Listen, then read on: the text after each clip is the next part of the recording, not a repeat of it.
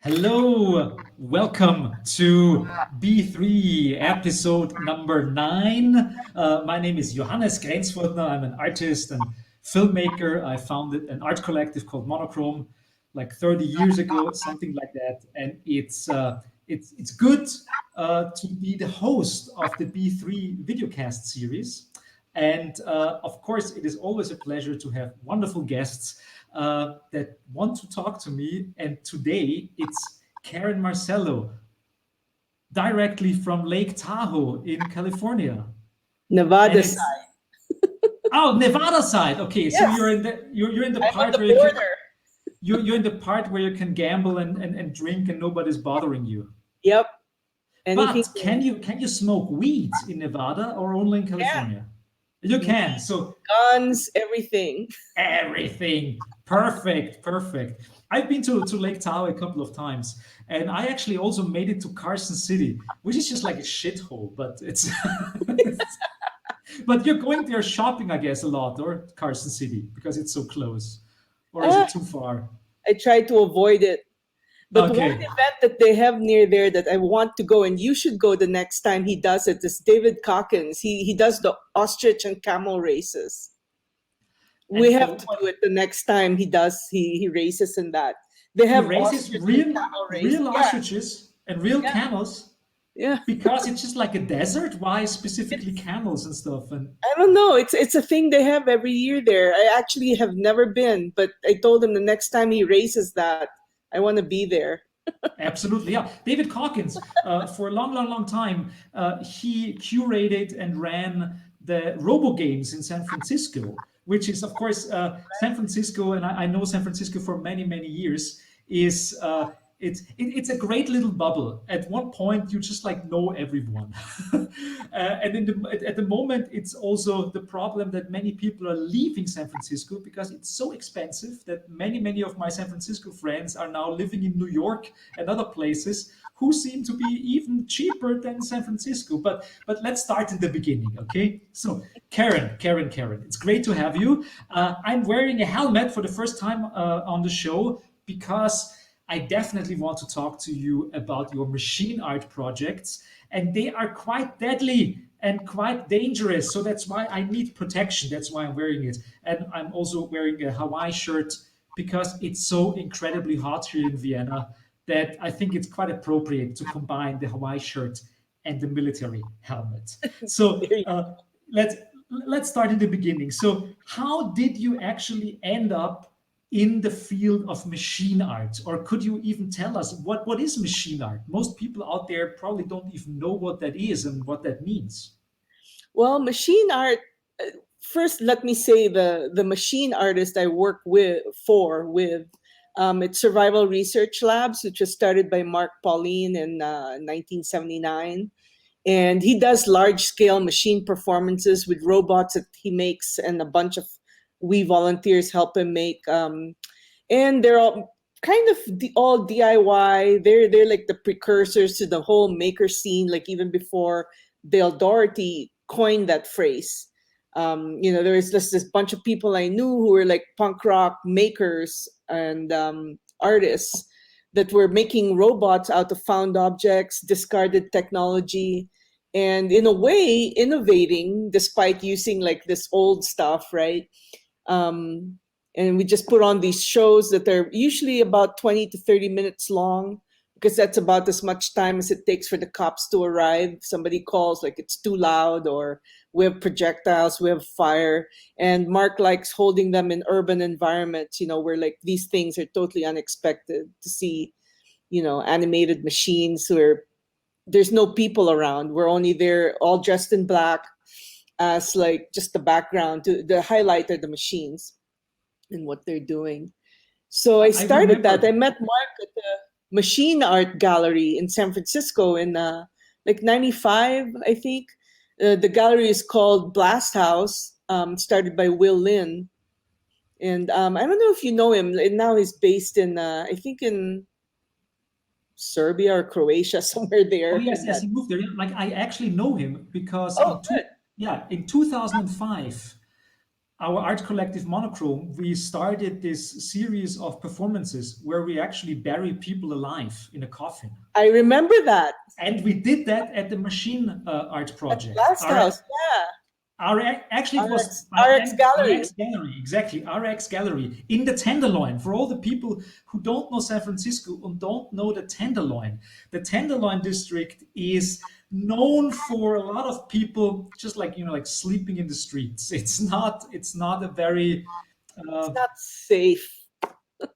it's not safe. In our case, it was perfect situation for our burial performance because we actually got a big dumpster, like a dirt dumpster, yeah, and we put it on the street, and we put dirt. There was dirt in the dumpster, and we put the coffin into the dumpster, and then we buried people alive for 15 or 20 minutes in the dumpster, yeah. And the people were walking by, and there was one homeless guy who tried to steal our power drill.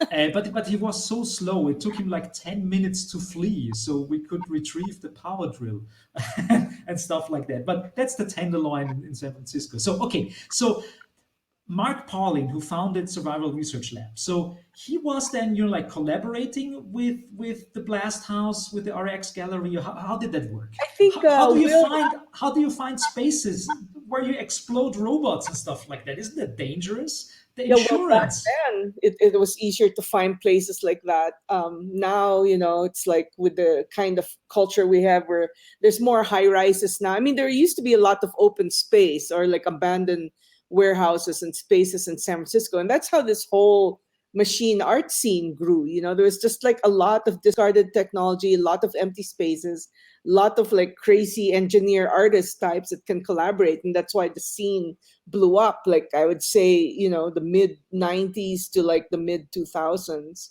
And now it's just hard. Everyone's litigious and, it's all like a lot of San Francisco has turned residential. But still, I mean, now it's just a matter of finding places. Now the fire department, police department, they're all used to SRL.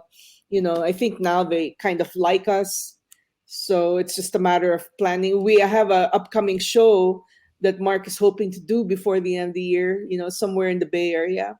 So we're just finding the perfect location before we do this. I mean, if there's one place on Earth where police and fire departments get used to crazy art and just like can't bother anymore about it, then it's the Bay Area. I think that is still the magic of the Bay Area. I think more than the Bay Area, it's LA, because they're used to filming, like scenes. So they're really used to getting permits to shut down roads and have like special effects.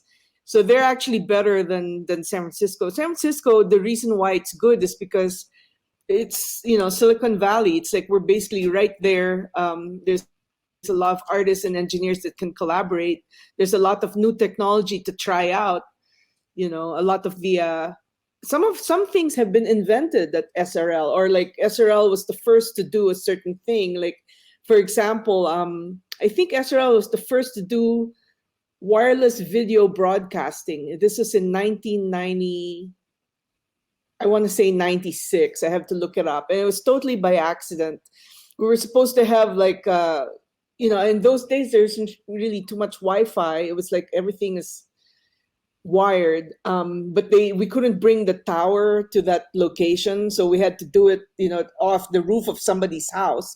I remember driving like 30 minutes or something far from our show site, somewhere in Austin. There's like a dog barking on the roof. And like 5 of us just like launched this big giant tower, and that was how it just by accident, it actually ended up being wireless video broadcast. So that was the first. Also, the first was we're the first civilians to do web control of lethal machines. Back in the day. Back in those days, it was the military that was doing stuff like this, right? Like, why would civilians do it?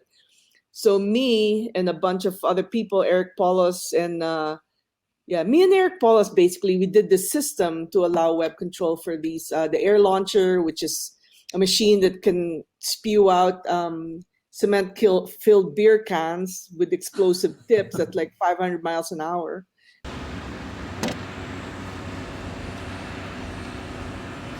Is the it on? There is a wire. We're later at the last minute we'll pull it out here. This one's not wireless because this doesn't move. But the pitching machine and the track robot's wireless. Oh, no, that's all right. Yeah, fire it. Yeah, I'm sorry. That's not pressurized yet. Okay. See what happens. So you know what? I don't think the job applet is working properly.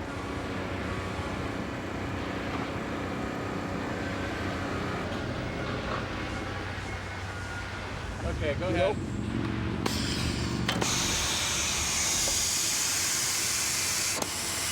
that works better anyway. Yep. All right, you ready? Clear! Whoa! Okay. We need to do one left now. We gotta come over this way more. Switch the... Aim more to the right. Yeah. Not too much more to the right. Okay.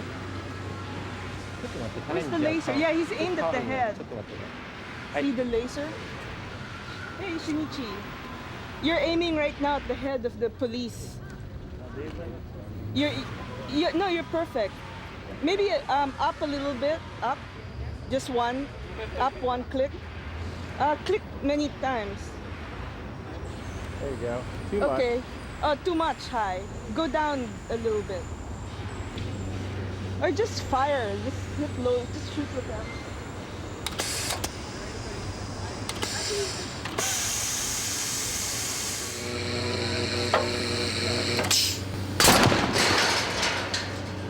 And the other one is the pitching machine, which can spew out two 2x4s at 200 miles per hour, two per second, I think, or something like that. So 2x4s, you mean like wood, like Yep. timber? Yeah. Yep.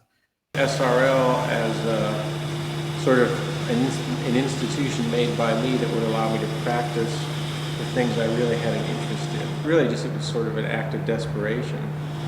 I had done quite a bit of theater work in college and really didn't really like working with theater people very much. But I liked the whole notion of theater and the whole idea of setting up humans as these sort of mouthpieces for ideas you would want to get across. I didn't really like the experience of working with people as much as I liked the experience of working with machines. So I decided to try the experiment of seeing if it was possible to replace humans in a theatrical context with machines.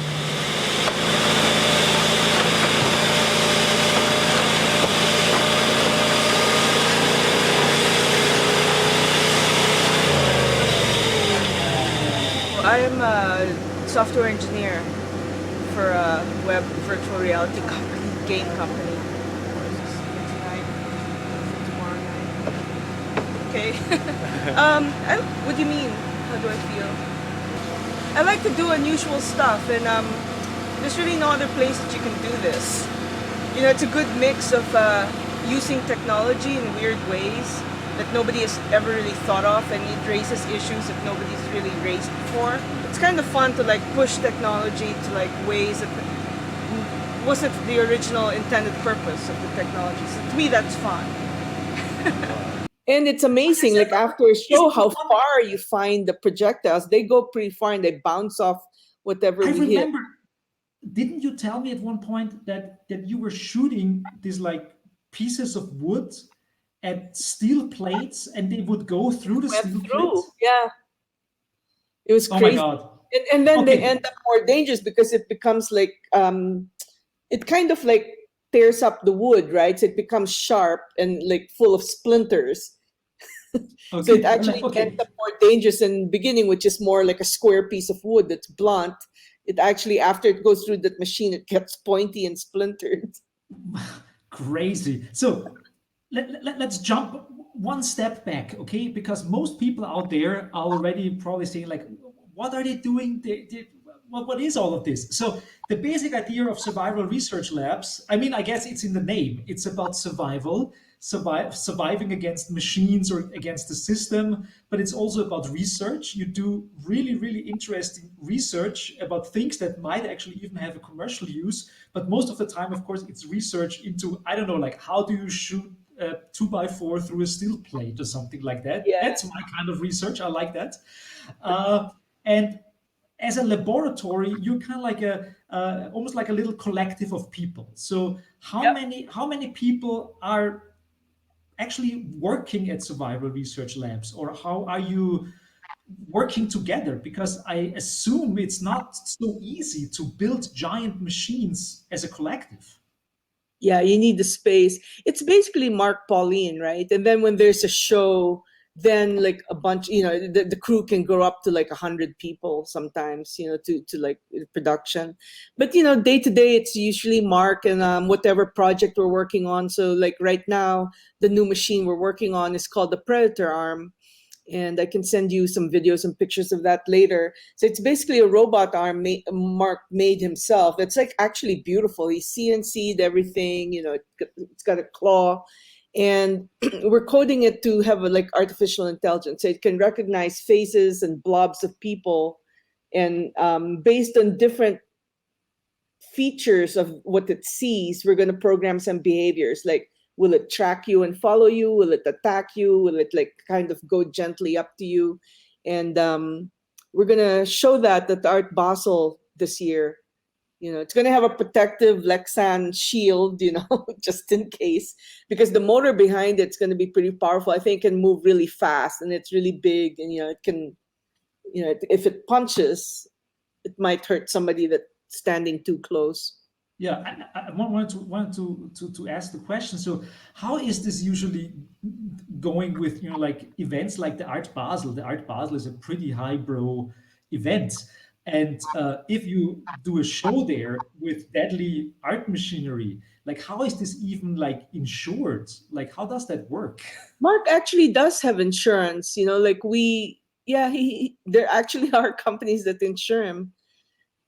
So that's definitely a requirement, like for me. That's like the real magic. For me, that's the real magic, that the stuff that you're doing can actually be insured.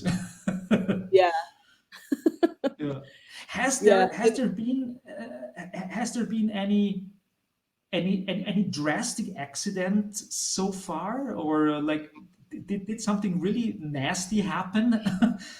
In general, it's actually not as safe for the crew than it is for the audience. But yeah, accidents have happened. I think the biggest one was in Robodoc in 1997. One of our crew members, this was after the show though, so I don't think we've had any accidents during a show. It's more like after, when you're tearing down or setting up. So one of our crew members had like a whole bunch of scaffolding fall on him. That's the worst. Yeah, I don't know if you knew Todd Blair, right? Yes, absolutely. Yeah. I did. So I mean, that's the side effect if you work with huge machines and many crates and scaffolding and all that stuff. Of course, all the time something like that can happen. I guess that's the same thing if you build up, I don't know, like a Metallica concert. You have like many people setting up the stage, and of course people can fall off the stage and stuff like that. But it's interesting. Knock on wood, there hasn't been any accidents in the show. I still say Christos is the most dangerous artist, right? Yeah. He had this umbrella. Yeah, but now he's dead, so that's. Yeah. So now it's the title of that is still up for grabs. Yeah. We've had some close calls, like that New York show where the picture is my background. It was snowing, raining, so the radio, the electronics kind of got wet or damp, and it lost contact with the radio control. So I'm running this running machine, which is that machine you can see right there. It's like a pincer, or what is it? Yeah, it's a 6-legged walking robot, and it just lost control, and it kept walking toward the audience, and nobody was running away. I think that's the thing also, the research that you see that comes out is like, people think it's a show, right? They think it's not real. It's like, no, it's real. If there's a machine walking toward you, it really is, you have to run. They feel protected by the yellow police tape, But luckily no one got hurt. Mark was able to stop the machine, just in time. Yeah. And because of things like that, we changed the design of these machines a little bit. Like it used to be the off switch is really hard to get at. It's in the middle of the robot, and if the legs are moving, you have to time it. So I think you have to. Oh my God. Stuff close, easier to get at in case. I mean, something happens. It also does more waterproofing and stuff like that now. I guess you have to think about the usability design also of deadly machinery. Yeah. Yeah, I remember I think it was in 2006 at one of the first, maybe the first Maker Faire in San Francisco. I saw a survival research lab show, and I remember it was I was there, yeah, and I remember that it was the show itself, the machines, they were not like hurting anyone, but I remember there was this, like, I think it was a paper mache globe of some kind with plastic we had on an it. 8 by 8 foot ball rolling around that the other machines can swat and bat around, and it caught on fire. And so you have this 8-foot ball of fire. And I remember I was running the dual mules, and I was using the dual mule. It's like two machines that have on each end their wheels, and you can spin it on one end. So I was trying to like bat it away from people because the ball was on fire. And then I turned over the controls to this other guy who was running it. And I remember just running and being chased down by an 8-foot ball of flame. What happened was one of the plastic flags, in the parking lot caught on fire. The ball caught on fire, and I think it hit somebody, but they're okay, So we've been lucky, no big injuries. We also had a desktop stabbing robot that I programmed, that would basically stab in between the person's fingers. You put your hand on the table. Oh, like this, like in So, Aliens, there was no sensors, so it was hard coded where it would stab. So I'd tell people, well, put your hand in the outline of the hand, just don't move. And some people were like, oh, what's the fun in that? That's too safe. And they moved, and sure enough, they got caught, they got nicked a little bit. Now I remember when this like they don't sue us. I remember when this like six feet, like ball of flame was moving around. I was sitting in the audience because there was, there were, I don't know, like 300 people or something sitting there on benches, and they could watch the whole show.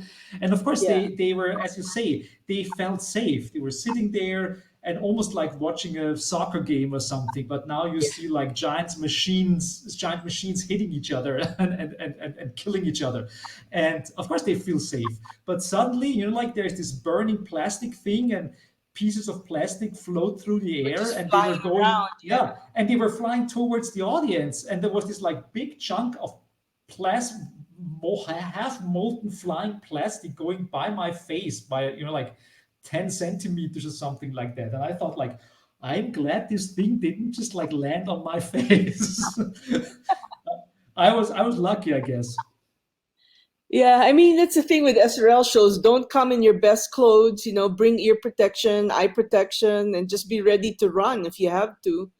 But, in general, Mark has a really good track record. He makes sure everybody's safe, like people who are licensed to do things check, before and after, during a show. They try to keep as much as possible, the audience and the crew members safe. But at the same time, you also want to give visceral art, visceral experience to the people, So he also doesn't like having shows that where the audience are too far away.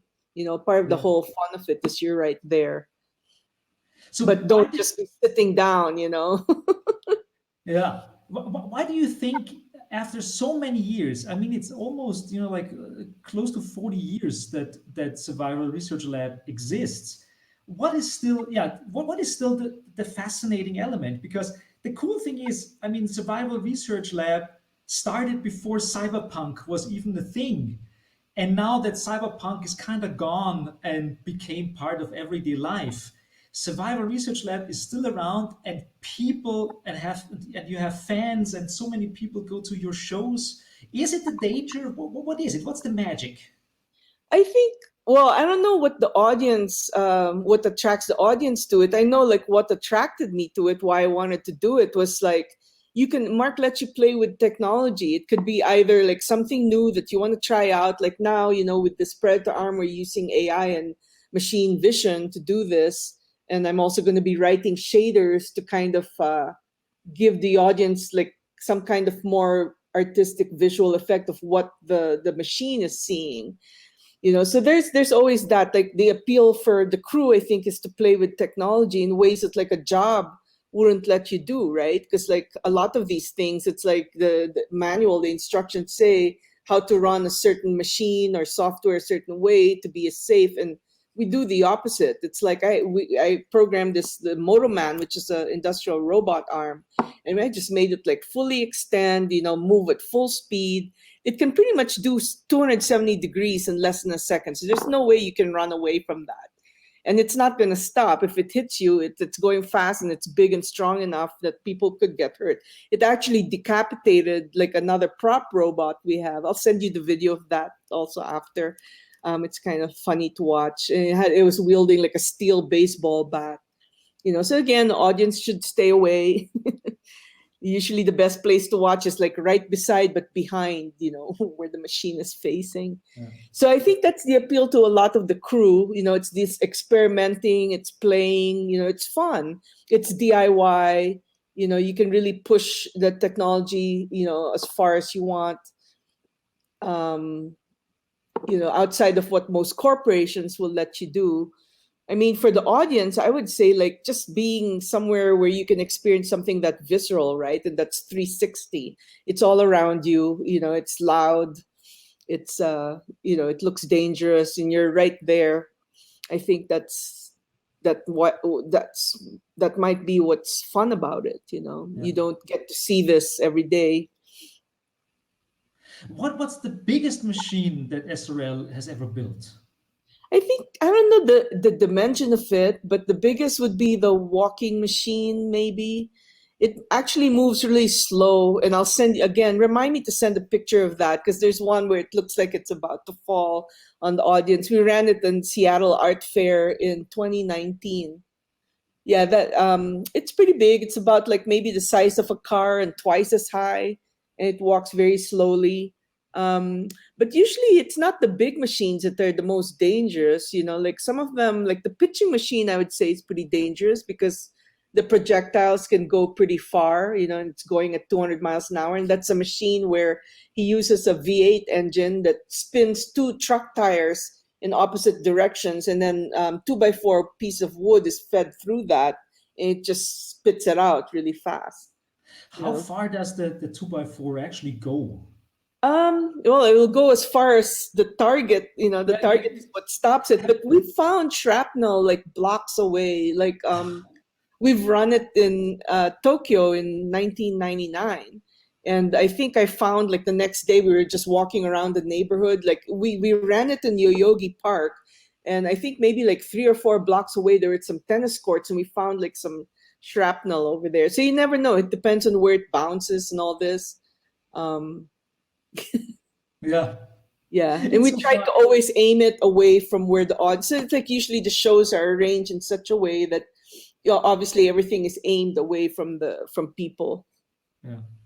What do you think about the whole thing? And there has been a lot of debate. Our friend Mitch Altman was very outspoken about his disgust about the whole thing, that especially the DARPA, the Department of Defense Research Agency, they were for a long time and still are very much interested in kind of like obtaining cool people and cool minds. And they were going to hacker and maker spaces and trying to recruit people for their challenges and all that stuff. So there's a real interest from the military side in subversive, interesting hackers and people, because they are just interesting and creative and do good projects. So the military, of course, is interested in that. So how do you see the whole thing? This strange interconnection between you. Well, SRL. We use the discarded stuff that the military has, right? So like they don't recruit from us. Although, like in my career, it's been both good and bad. Like there are some places that hire me specifically because I work at SRL, and there are other places like they stay away. I think the ones who are funded by DARPA, it's like, no, we don't want to have anything to do with that. I guess it just depends. But like with Mark, it's like a lot of the materials he uses comes from discarded military stuff, that they just have thrown away. It's like obsolete. Like he got like this special aluminum that I don't think they were supposed to give it away, but it ended up like at an auction where it's like it's for it's missile proof, right? It's like to protect tanks from being hit by missiles. So it's like they have this technology where it's like this special aluminum on the outside, and then you have I think some kind of ceramic in the middle, and then Kevlar. So it's designed like if a missile hits it, it doesn't shatter. It just kind of molds around the missile, so it kind of absorbs all the impact. And Mark got that. I think it was a mistake, but then they were like, "Oh, what the hell? You already have it," and they let him keep it. And he used it to put an armor around this Motoman robot arm, which will protect it from the other machines, right? Projectiles. Okay, so so if it's I guess it can surely withstand wood. I guess the first research question would be, okay, let's see, we have this like aluminum Kevlar. Let's see what it really can withstand. I'm pretty sure, or but I mean, Yeah, I we guess should have, can you build something that is stronger than a missile? Maybe, I don't know. yeah, we should try. I'm sure.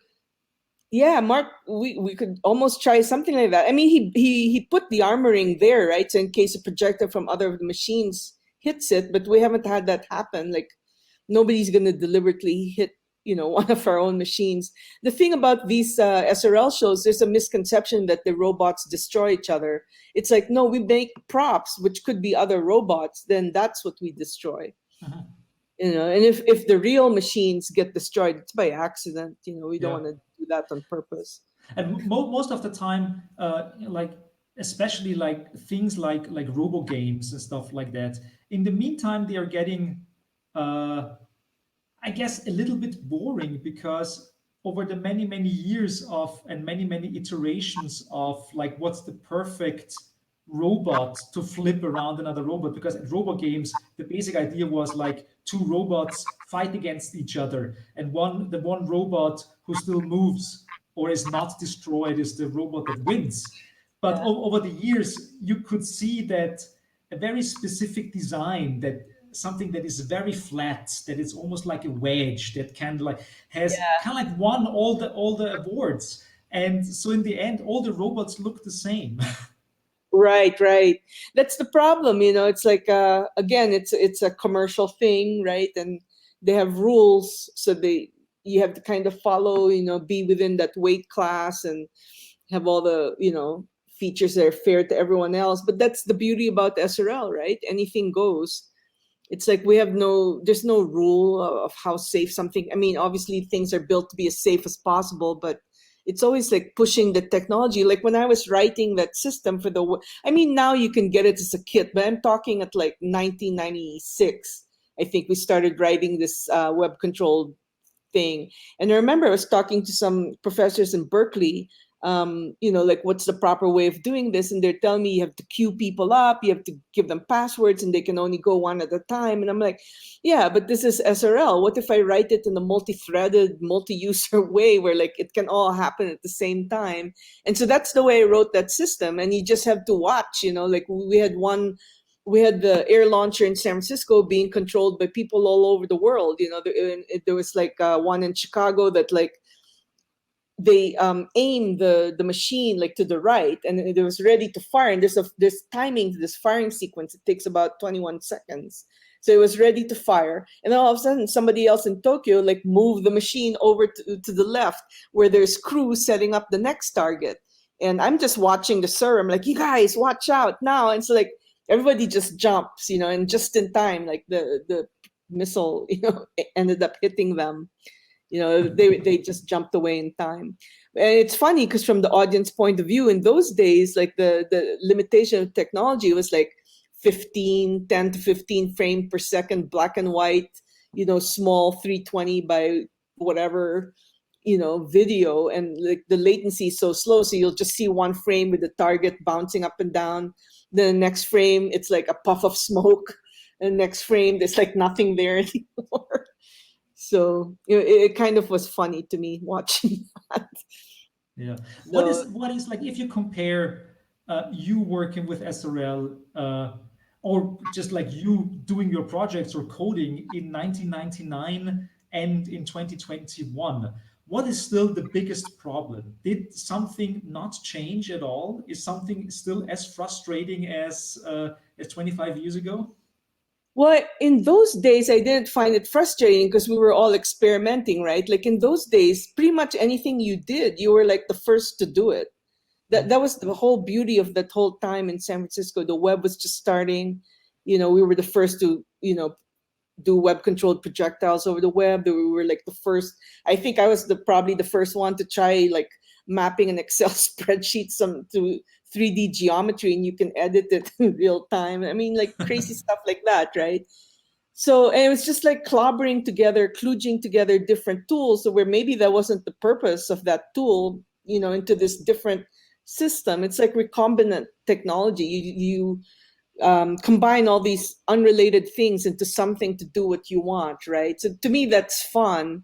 I mean, if you were at the job, that's probably frustrating, right? Because like you want something to be repeatable and just something that you can put in production. I mean, that's the whole beauty of SRL. It's kind of more artistic. It's more serendipitous. It's like sometimes your system is formed by the limitations, and you have your bugs turn out to be features, right? I think you had the theme in the monochrome talk I gave years ago, beautiful failure. Yeah. Right?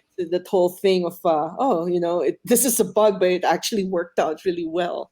It actually turns out better. It gives the machine more character and things like that. I guess now it's just easier because all these things now you can buy as a pre-made kit. So I would imagine the frustration now is like making all these kits work together, right? Like everyone has their own API, and it's just making it all work. Different brands, different companies, and just making sure it all works in a standard way. Yeah. And of course, they don't want the stuff to interact. The Yeah. one company wants to have their little secret garden, and the other company, they want their secret garden, and they should never climb, and anyone should never climb over the wall to the next secret garden, stuff like that. Yeah. That's why it's better to just write your own. Sometimes it's faster. Yeah. So I guess that could be also an interesting summary of the whole approach that we have seen in the last 15 years of the World Wide Web 2.0 as the Web 2.0, that it became easier for people to share information, easier to share videos and stuff like that. But at the same time, that easiness also took away from this like crazy, wonderful, anarchic style that the internet had in the 1990s.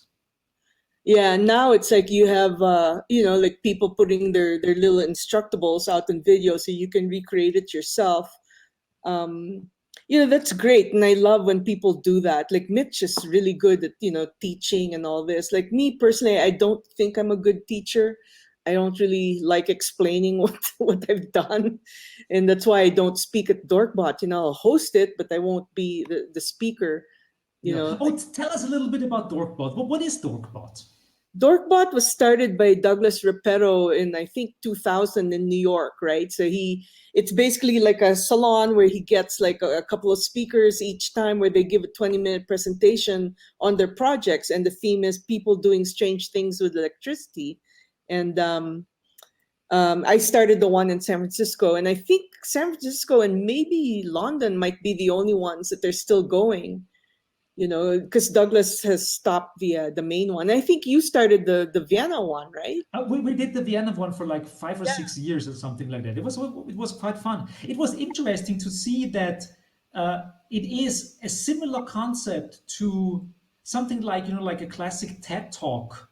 So like a short TED Talk, right? Before TED Talk. Yeah. And the TED Talks in the meantime, they are so boring. They're all just like this like motivational slogan talks about like blah blah blah blah blah blah blah blah blah blah. But Dorkbot really had a strange variety of crazy people talking about really crazy stuff. Yeah, And it's a lot to do with in San Francisco, and San Francisco had most of the worst and best stories that came out of Dorkbot came from the San Francisco Dorkbot. one of these days I have to sit down and edit all this video. We're like years, decades behind editing video, and we should like do like a highlights of. There have been some crazy things over the years. Yeah. And what's nice about it, it's like, because it's not corporate, it's not commercial, it's not a marketing pitch. It's people who are really passionate about what they're doing and explaining how they did it, right? What were the problems they overcame? So to me, that's the interesting parts. And what I like about Dorkbot also is you can talk about your unfinished project. It doesn't have to be finished. You talk about your issues, and the audience, who are actually just as technical, maybe even more technical than you, can help you, like as you're giving your talk. And what I've liked about it is it's actually the audience and the speakers have collaborated. So it actually became like a real community of people like collaborating and making new projects together. That to me, and I think maybe that's why it's still going in San Francisco, because you do have, a lot of the people who are technical but also weird, freaky artists, combined. I mean, yes, a lot of people are moving away now, but we're still going. I still see people who want to speak, and you are next a couple of weeks. I'll do my best. I think actually I've been thinking about what I could talk about for a long time. But as you say, the beautiful failure is a really great aspect of everyday artistic life. And there are so many things on my to-do list that I would like to do, but I'm just like not capable of doing because I lack certain knowledge, or it's just not possible, or it's just like too expensive to make it. Maybe I do kind of like a best of stuff I never could do talk. Maybe that's something. That's something interesting. That's the thing I was going to say also about San Francisco, the culture there. It's like people have this experimental mindset. It's like, okay, even if you're not perfect, even if you're not yet finished, just go ahead and do it, and then just deal with whatever you come with after that. I mean, that's, I think, the difference, where I think in a lot of other places, people are embarrassed to talk about these projects until it's done, until it's perfect. They don't want to show anyone. So, I mean, I can see both sides. You don't want to also be presenting crap. And so we've been lucky that it's like, okay, even though a project isn't finished, it's like the concept that a lot of the people in San Francisco have is good. So it's worth talking about, and trying to get it real. I mean, it's the whole fun of it. What is your favorite not finished project? Huh. I got you. Yeah, I know. I have to think about that one. Actually, there's one program I wrote that I haven't ever shown. I mean, I've shown it in public, but I haven't talked about it because it's not done. Yeah. And it probably never will be done now. It's it's not really as outrageous as you might think. It's just basically generative visuals I wrote. So it's all processing, it responds to music. So it's sound reactive generative visuals. And the thing to me that's interesting about it, I wrote in such a way that it doesn't seem, so it's projecting these visuals on screen, right? And it's reacting to the music, whatever I'm playing, by mapping that video onto 3D objects. And as you spin and you rotate and you move the object around, it's like visual feedback, right? So it like makes new effects that were totally unprogrammed, unexpected. And it looks different every time I run it. If I run it with a different song, if I change the geometry, if I just like move it in a different way, it's just different. It's like never ending. You could probably almost do an infinite thing, right? So it's probably never going to finish. And I could tweak it some more to make it like more presentable to like another programmer, and I could put it up on GitHub or something. But yeah, it's like, it's probably never going to finish. And I'll probably get bored of it until I look at it again. What I really like about Dorkbot, or in general your approach to art, is that many people have this feeling, and that only grew stronger because of the internet, that everything has been done before. Everything is out there. If you want to see something, you Google it and you'll find it. But it's not true. Like we're in a world where people have the feeling that they're competing with the entire internet. They're competing with the entire human existence and all the people out there. And so many people do stuff.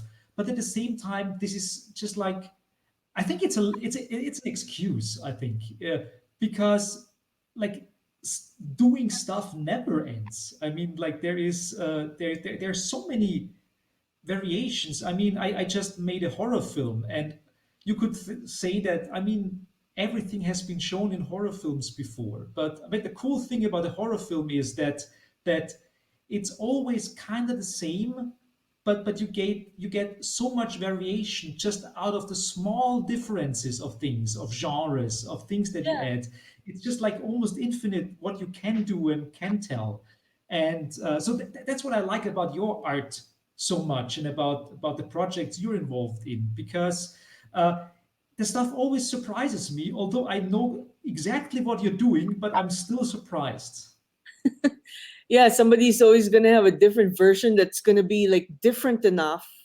Sometimes it's good also to just like unplug from the web. If you're like out of touch, and maybe you'll do something that's not influenced by something else. But even if it's influenced by something else, so what, right? You're going to put your own stamp to it that's going to be different and unexpected. Absolutely, and that's the only way how to get anywhere, anyways. Yeah. Yeah. So what is your take and all the stuff that's happening right now with the billionaire space race and all that stuff? So it seems that there's this generation now of real life like Iron Mans running around. And Right. most of them are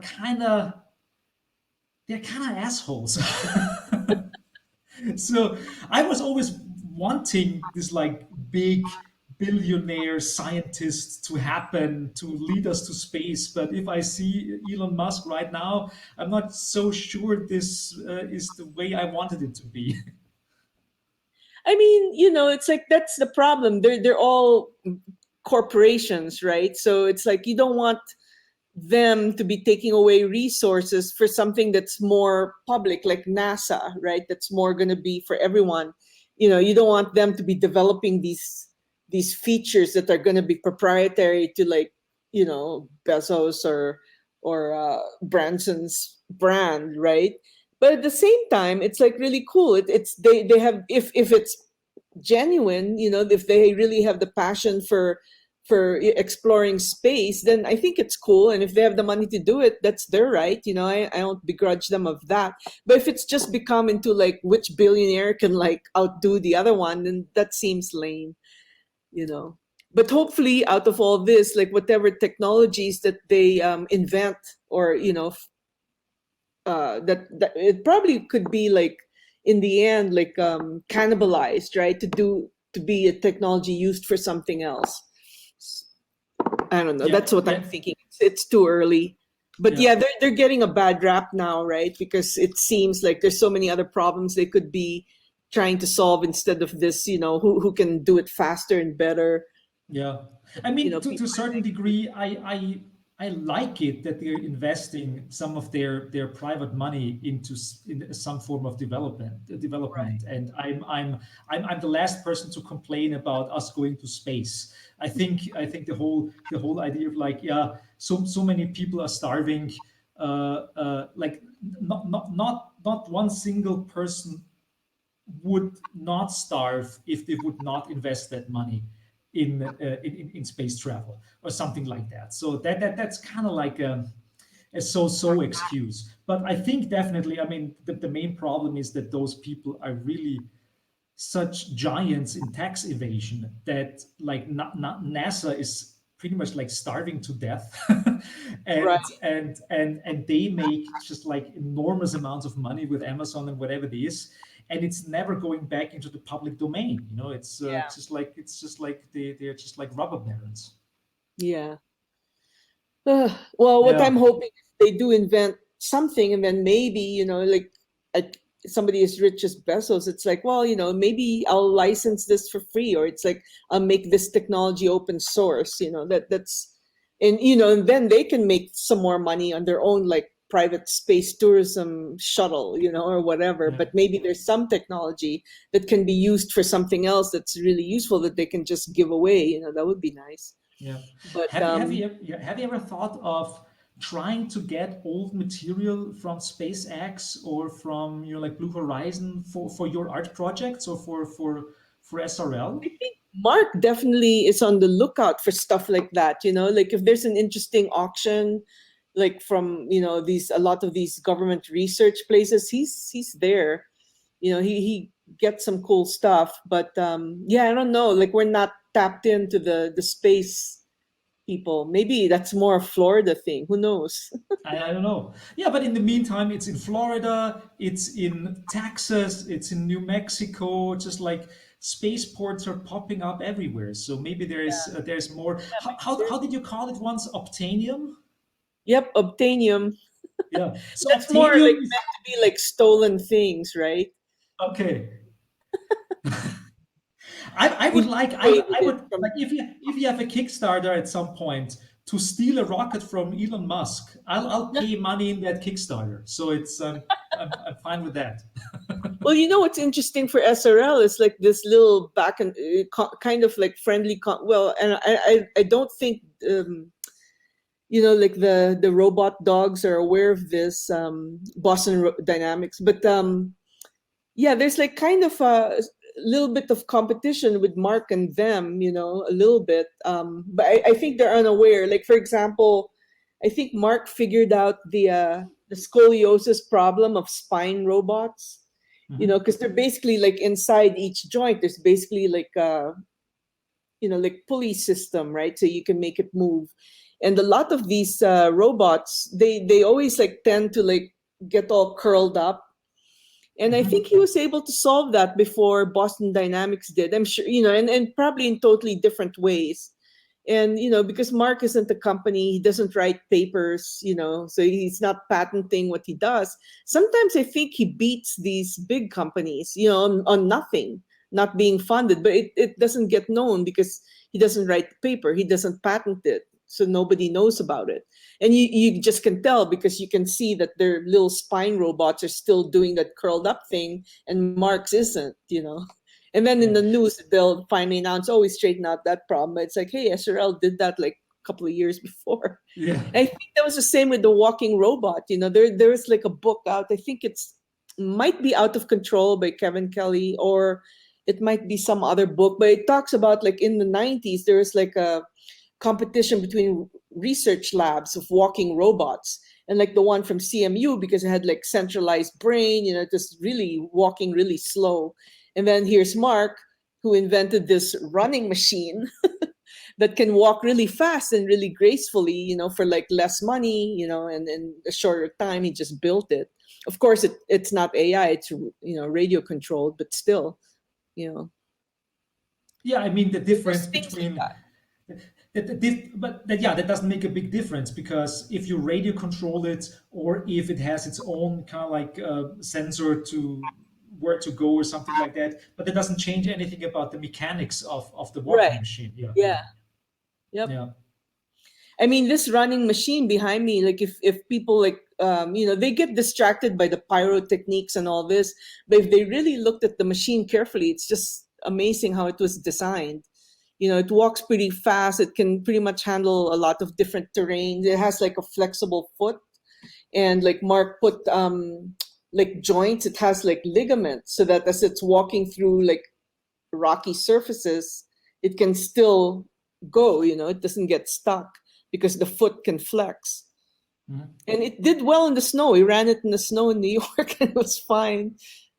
Probably won't do well against ice, but what, most things can't. Yeah, ice is probably still like the kryptonite of most Right. robots. But we have a different machine for that. We have the screw machine, with which the wheels are like basically grinding, looking, rotating like a lawnmower kind of thing.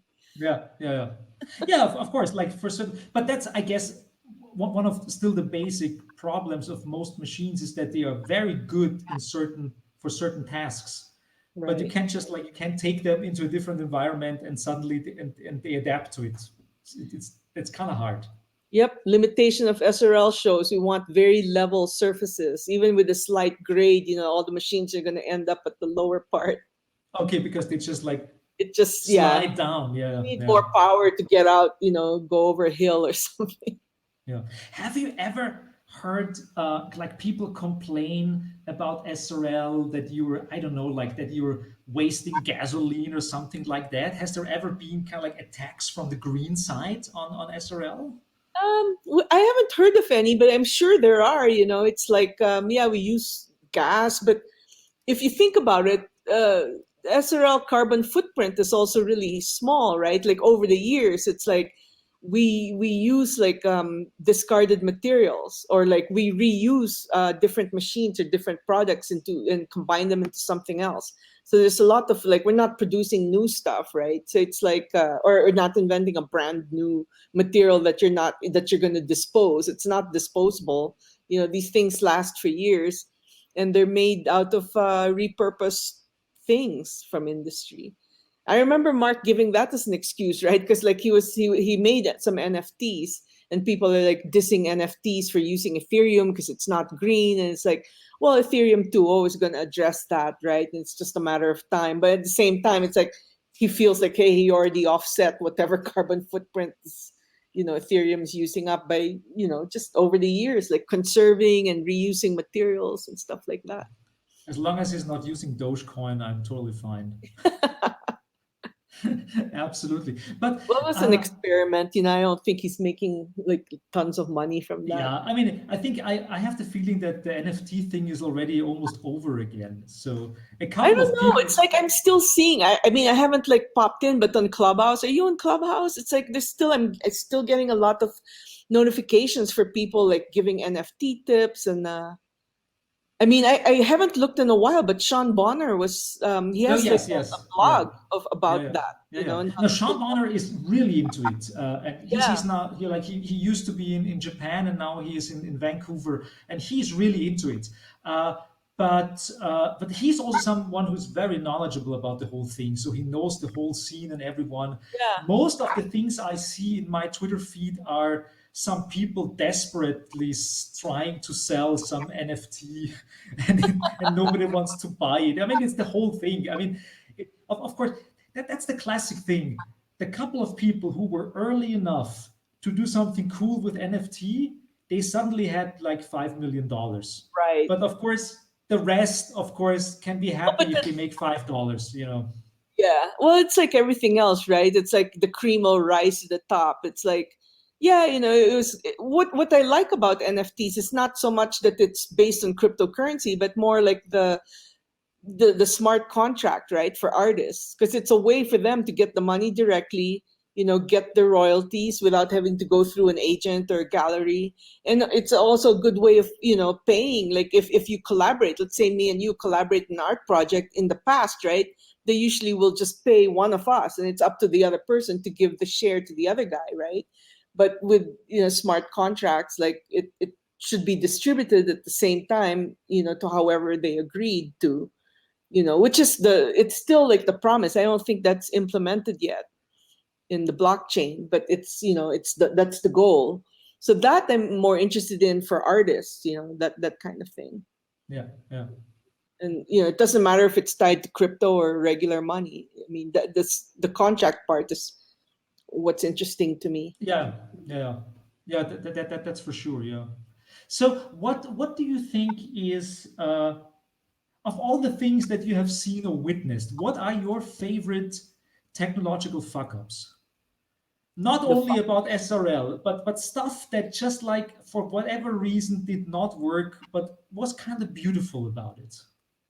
Do you have stories about that? Because I'm always interested in when stuff just like doesn't work, but it's something that sticks in your memory in a certain way. Oh, I wish I could find my old slides from that talk. Now I can't remember. I'm sure there are. I mean, something that was like a mistake and it turned out like it was really cool. I can think of a lot of SRL memories like that. It's like, well, it's like that's not how it was supposed to work, but this effect is even cooler. Trying to think of some specifics. I think definitely, like doing the internet controlled robotics, like using 3D on the web to control multiple machines, that was an accident. I figured I was just writing it for one machine, and I'm like, hey, it's 3D. why not like allow it to connect to another machine also? That's like the best way to control multiple machines at the same time, right?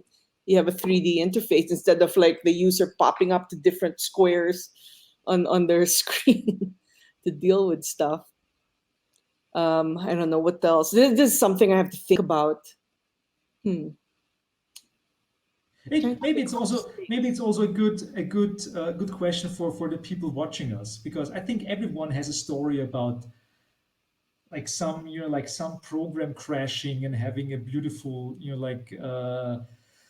strange pattern emerge on the screen or something like that. I mean, technology can be so beautiful when it's failing. I mean, one example I can think of is in this generative visuals thing I was writing. I tried to map it into a sphere, but my math was bad, right? So like the top part of the sphere had a hole, and because it's in 3D, you can see what's through the hole, and there was something else there, and like the video feedback effect of that actually turned out cooler. So it was a bug, but to me the effect was different, and I thought it was cool because you could see through the sphere, and it's so totally accidental, bad math, and then the effect came out.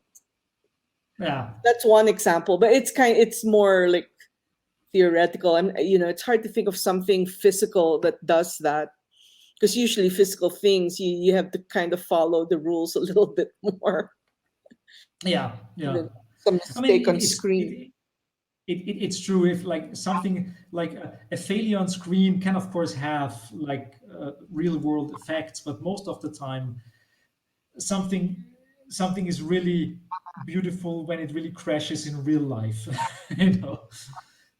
There's something visceral about. I mean, I think what's fascinating to me about machines is that if you go back in history, just like 200 years or something like that, the way how you can kill yourself in an industrial society is way more gruesome and way more horrifying than before that. I mean, you could probably have been run over by a horse or a horse cart or something, and maybe a chimney fell on you or something like that. But the very moment the Industrial Revolution starts, I mean, can you imagine what happened to bodies if they were suddenly caught in giant machines and wheels and stuff like that, ripped apart? I think that did something to the human psyche that can never be undone. Before that, like, what could happen to you? I mean, you could die, but would you have been ripped to pieces? I don't know. It's not as gruesome. I think that's kind of a criticism also of a lot of these science fiction and AI movies or books that we see, right? It's always looking at like, what if these things killed us, instead of like the good that it can do, right? It's very dystopian. I think a lot of Western science fiction, and like we're kind of scared of AI and stuff like that, right? They always show like the negative side, but what about the good side? Maybe. Yeah, absolutely. We spend more time imagining the worst, I think, than So, but that's a good question. What do you think? Having seen and being part of it and coding, so to speak, the future for a couple of decades. What is your gut feeling, or what do you think will happen in the next 10 years that will be something that we should be looking out for? The last one of the last interesting projects I worked on was I was working at Xerox PARC with a group in my lab, and the theme was recombinant computing, right? And again, what I like about this is because the human doesn't really, you're not coding everything down to the letter, right? You're giving some room for serendipity to happen. So the concept of that is we were building interfaces between different devices, right? They could be anything from a phone to your printer to whatever, your camera. And by these machines having interfaces to each other, they can broadcast what their functionalities are.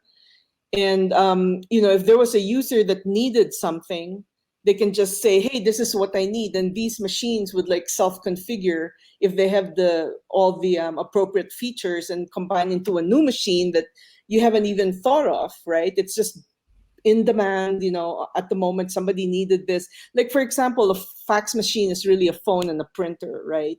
Instead of building a phone and printer all the time to always be a fax machine, why doesn't that functionality just come spur of the moment when the user needed it right at that moment? And there's like those two devices nearby that can combine and like do your functionality, right? Yeah. I thought that was interesting because you're leaving some room for the machines to self-configure to like do their thing, right? It's not all dictated by the human. Yeah. I kind of like Yeah. that kind of programming better than hard coding everything sequentially. That's a really nice idea. I like that. It's a different approach. And usually, if you think about kitchen tools or something like that, or you have like a vacuum cleaner that is a robot, but it's only that vacuum cleaning thing that the robot can do, or for example, like a mixing machine for the kitchen. Right. It's this one thing, and it only does one thing, the mixing. That's it. Yeah. So you're like proposing kind of like a modular tool set of things Yeah. that can become a mixer, that can become a vacuum cleaner or something like that. Yeah. Just like based on the moment you need something, you're the user, like, okay, here are the machines around me. These are all its features. You guys self-configure and do the functionality that I need. That would be cool when we get to that point. We're not there yet, right? Yeah. What is actually missing? What do we what do we still need to make that happen? Well, now it's like it's just too much. There's too many things, right? Like that they're doing that. So people are going back to like, oh, we're gonna make a device that just does everything. I mean, right now there's so much. I mean, you'll run out of IP addresses, right? That's the whole problem, right? If each of these machines are going to be addressable as unique things, Yeah. that's one limitation I think of. I mean, there are enough IP addresses. We just have to switch to the next version. It's just like there you go. But I mean, of course, I see there is. It's so strange that there are so many legacy systems or legacy things that make life hard. I mean, why do we even have to think about the problem of like, why are there not enough IP addresses? Why is it as a problem to switch? Like, why aren't there not enough? I mean, the whole thing of like the Y2K bug. I mean, most people think it was the biggest scam ever, but I mean, it was no big deal. No, it was a big deal, and just because many people worked hard for years to fix that problem, that's why we made it. And there are similar problems like the Y2K problem are coming up in the next decades, and it's just like, it is so weird that please for all the people out there who code, whenever you code something, think of the consequences. Well, that's the problem. Yeah, a lot of people don't think. Nobody thinks long term. We should talk more to people from the long now to see about that, right? Yeah. I mean, everybody's kind of disposable, and after a while, like if you try to think, but on the other side of it, like trying to think of every possible outcome, that thing that you can think of that could, you want to solve every possible thing, it'll make you not ever end your project. And sometimes like if you want to do something simple, it's like, I don't want to have to do object oriented, I don't want to work with this other library. I just need this one feature. Why do I have to download like 4 gig of libraries? I'm only going to use this one function. So sometimes in some cases it's just easier to just write it from scratch yourself. Oh yeah, I mean, and I'm not against people trying out things and doing things, but the very moment the stuff gets momentum, and there are certain like machineries, I would call it, or certain systems like Wikipedia where that actually works pretty well, where there is an inbuilt system of readjusting or rule sets or something like that. But sometimes you just have like this, like it's so incredible, but the standard width of a tunnel from the 19th century, where like a railway tunnel from the 19th century defined the width of the boosters on the space shuttle. because they needed to transport the stuff from Utah to Florida, and it Right. needed to fit through railroad tunnels. So that's how you end up with the width of a space shuttle booster. It's just like a strange form of legacy system that is Right. imposing itself on rockets. Yeah, that's kind of interesting. And same thing with SRL, it made me think of this, like a lot of the materials dictates what your machine's going to be. Like a lot of the time, since Mark doesn't buy a lot of these materials new, he used to rely on, there was this one homeless guy called Catman that used to come by the shop all the time with all kinds of scrap material that he stole from who knows where. He comes in a shopping cart with the most amazing things, different types of metal. He came once with a canoe, it's like, and then he just used this and it dictates what the next machine's going to look like. It's kind of funny how things get made, really. It's also dictated by the limitations and what you have, like you were saying, the shuttle size. That's interesting. Yeah, it's creative problem solving, and sometimes it's more or less creative, but it's still you're confronted with a problem. You're confronted with a certain set of things, like a canoe. What can we do with the canoe? Can we put a rocket engine on a canoe? I don't know. I don't know what he ever did with that. I just remember that always used to be teetering on the top of the this machine called the Wheelocopter for decades at the old SRL shop. What's a velocopter? That's another machine that he never finished. It's supposed to act like a helicopter, but instead of rotors, it had wheels, so it would just be spinning on land. And it's really hard to test, right? It's really dangerous. It's huge. If he turns that on and it's spinning around really crazy, it could be like wrecking all the cars around and everything else in its path, right? So yeah, it ended up being like like maybe it's something you have to do in the desert. Yeah. Yep. Probably. How is your like last question? Yeah. How is your relationship to Burning Man? Because many people think about San Francisco and Burning Man and also crazy art projects there, but there is also a lot of criticism of Burning Man. So what is your idea? Well, I haven't been since 2003, and I started going like in the 90s, back when it was free, and there was like I remember when there was like 8,000 people and everyone's like, oh, that's too big, that's too many people, right? And now it's like they're up to like 80,000, 70,000. I think everybody should go at least once, as you know, like some of the founders are people like our friends, like John Law and stuff like that, and Michael and Larry Harvey and people like that. I think people should go at least once because it's just weird to be out there in the desert and see all this art there. And it's kind of cool. But on the other hand, I think it also could be taking away from the creativity. Like, everybody like in San Francisco, it's like their whole year is Burning Man. As soon as it's over, they're already starting on the next project for next year. And you don't see that creativity being put into the community because it all goes toward Burning Man. So only the people who go to Burning Man will ever see that. Yeah. So I think that if Burning Man were like maybe every 3 years, then maybe you get the balance. Maybe some of that creative energy, you'll see it going toward like art in the city or like, just going to other things, and then like every 3 years. And also probably keep the playa, more pristine if you're not doing it every year. Give it time to recover. Yeah. But it's a form of escapism in a certain way. It could be called escapism because you kind of like you work in your office job and do stuff, and you kind of like wait and you build stuff, but you kind of wait the whole year to finally become free at Burning Man. Right.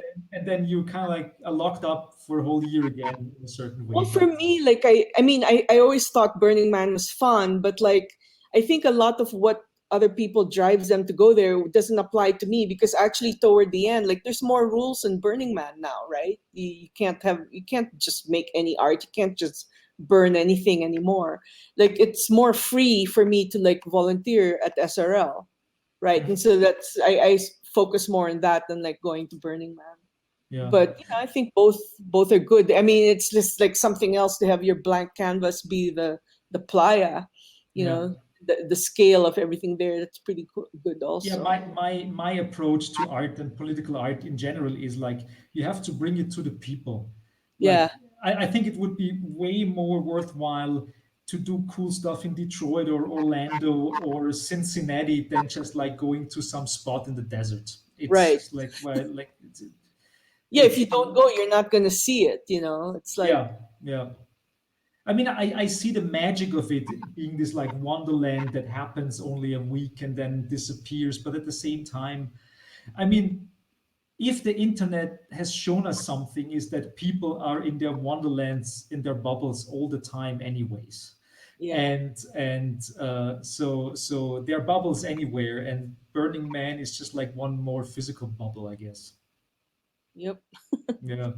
I say bring the weird to where you are, like spread it. Don't leave it in one place. It'd be nice to have in a way, that's the good thing about everybody moving out to San Francisco now, right? It's like now we have all our bubbles. If wherever we go in the world, you run into another fellow freak that used to be all concentrated only in San Francisco. You mean that San Francisco is now kind of like We're dispersed. permeating everywhere, dispersing the good seeds. But in a certain way, it's true. I see that. David Fine, for example, our good friend who does wonderful art projects, he is now partially living in Detroit and doing crazy things there and stuff. So that's good. Yeah. Yeah. It's good. Wonderful. So we have talked way too long anyways. It was great catching up and talking about the past and the future. It was good having you. And Yeah. I will see you soon at Burning Man San Francisco. And whoever is interested, not Burn, Jesus Christ, talking about Burning Man all the time. I'm so sorry. Dorkbot San Francisco, of course. Dorkbot San Francisco.